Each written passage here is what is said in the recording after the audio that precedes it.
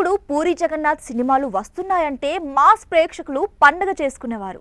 కానీ రాను రాను తన సినిమాలు బాక్స్ ఆఫీస్ వద్ద బోల్తా కొడుతూ వస్తూ ఉండడంతో అభిమానులు తీవ్ర నిరాశకు లోనయ్యారు.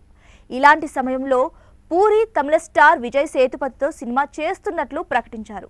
దీంతో కొందరు సోషల్ మీడియాలో వీరిద్దరిపై విరుచుకుపడ్డారు. కెరీర్లో టాప్ రేంజ్లో ఉన్న నువ్వు ఫ్లాప్ డైరెక్టర్తో పనిచేయడం అవసరమా అని విజయ్ సేతుపతిని తిట్టుపోస్తున్నారు.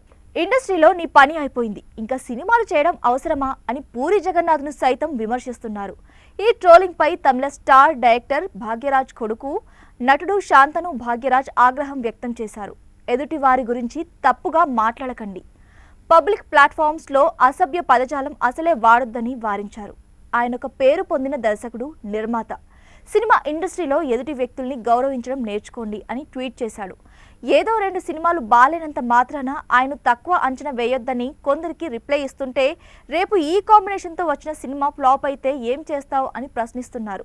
మరికొందరేమో ఈ ప్రాజెక్టులో నువ్వు కూడా భాగమయ్యావా అని శాంతాను ప్రశ్నిస్తున్నారు.